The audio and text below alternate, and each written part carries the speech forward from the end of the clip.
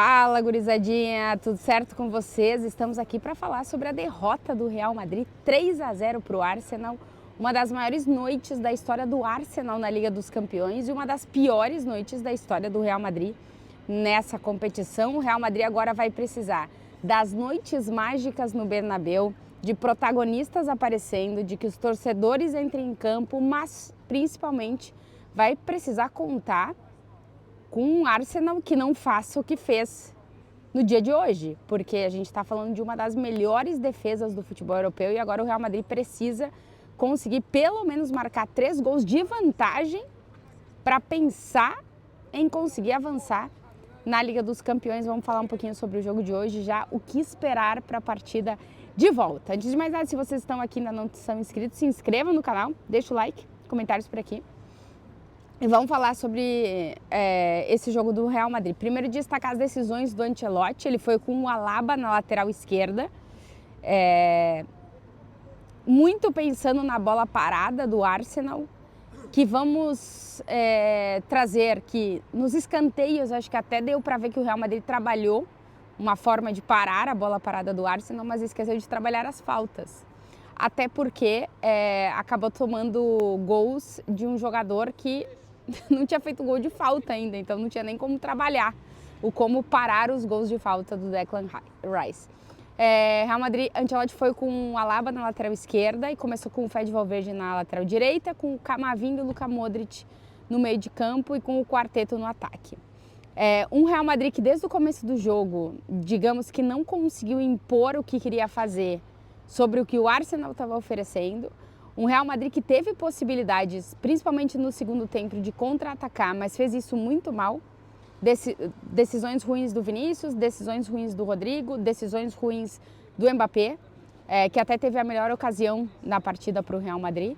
Mas a verdade é que o ataque do Real Madrid não funcionou e o sistema defensivo menos. E aí dá para ir por diferentes fatores. O fato é que o Real Madrid consegue, na primeira parte, aguentar o Arsenal, que já produzia mais ofensivamente que o Real Madrid. É verdade que teve ocasiões de poder abrir o placar no contra-ataque, mas não foi um dia acertado de ninguém no sistema ofensivo do time. E no segundo tempo, acabou sofrendo os 2 primeiros gols. Tem até uma polêmica em relação a uma mão do Asensio na área, que poderia ter sido pênalti. Eu não vi a imagem de novo, então não vou nem entrar no debate se foi pênalti ou não. Mas os gols do Arsenal saem na segunda parte. Primeiro, os 2 primeiros gols, os 2 gols do Arsenal, os 2 primeiros são gols de falta do Declan Rice, que, repito, não tinha marcado gol de falta ainda. E é o primeiro jogador que marca 2 gols de falta numa mesma partida na Liga dos Campeões pelas estatísticas. O primeiro, dá para discutir se o Courtois colocou jogadores suficientes na barreira para defender. Só que dá para discutir e não dá para discutir porque a bola que o Declan Rice bate, a forma, o formato que a bola faz, é praticamente se tivesse mais um jogador na barreira e não fosse um cara muito alto, talvez não conseguisse defender também. Então realmente foi um baita de um golaço. Depois dá para ver na imagem aonde a bola entra, indefensável para o goleiro. E meio que se tivesse mais um jogador na barreira teria ajudado ou não. Pode ser que sim, pode ser que não, não sabemos. Mas a verdade é que o Rice bate muito bem na bola e faz um golaço. E o segundo é ainda mais golaço, porque os jogadores do Arsenal fazem meio que uma barreira entre a barreira do Real Madrid, que abre no momento que ele chuta, e é outro lance indefensável. Assim, são 2 golaços de falta do Declan Rice, que, repito, não tinha marcado gol de falta ainda. Então não tinha nem como o Real Madrid estudar como é que ele batia ou não as faltas. Mas realmente incrível a estratégia do Arsenal e funcionou nesses 2 gols. Depois o Merino ainda faz o terceiro. Ele que é o centroavante desse time, um volante convertido pelo Arteta em centroavante, que tem encontrado gol, tem marcado gols aí numa sequência boa nas últimas partidas. Um Arsenal que teve uma estratégia de jogo que funcionou à perfeição, o que o Arteta quis fazer, os jogadores acreditaram e fizeram. E do outro lado, um Real Madrid que faltou uma ideia de jogo. Eu até acho que no primeiro tempo a ideia estava muito clara, era roubar a bola e contra-atacar, mas o Real Madrid não foi efetivo na roubada de bola. Talvez o melhor lance tenha sido o passe do Bellingham para a finalização do Mbappé, mas muito pouca coisa para a gente tentar entender o que o Real Madrid realmente quis fazer no jogo, porque conseguiu fazer muito pouca coisa. O Arsenal terminou a partida com 11 finalizações no gol. Não fossem as 5 defesas do Courtois, o Real Madrid teria saído com um placar inimaginavelmente remontável. Já vai ser muito difícil um 3-0, mas podia ter sido muito pior. Essa que é a verdade. A eliminatória só não está definida e decidida porque é o Real Madrid na Champions no Bernabéu. E isso entra um fator do sobrenatural ou do a gente não consegue explicar, não sabe de onde sai e como se faz.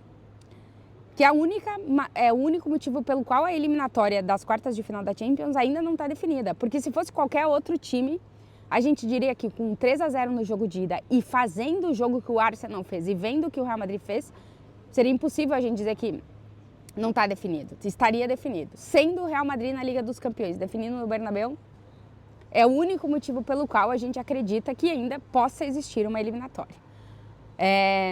O Ancelotti na coletiva falou que deu um apagão mental nos jogadores, basicamente, né? Que o mental entrou em campo e que eles não conseguiram desenvolver no segundo tempo depois de ter recebido os gols.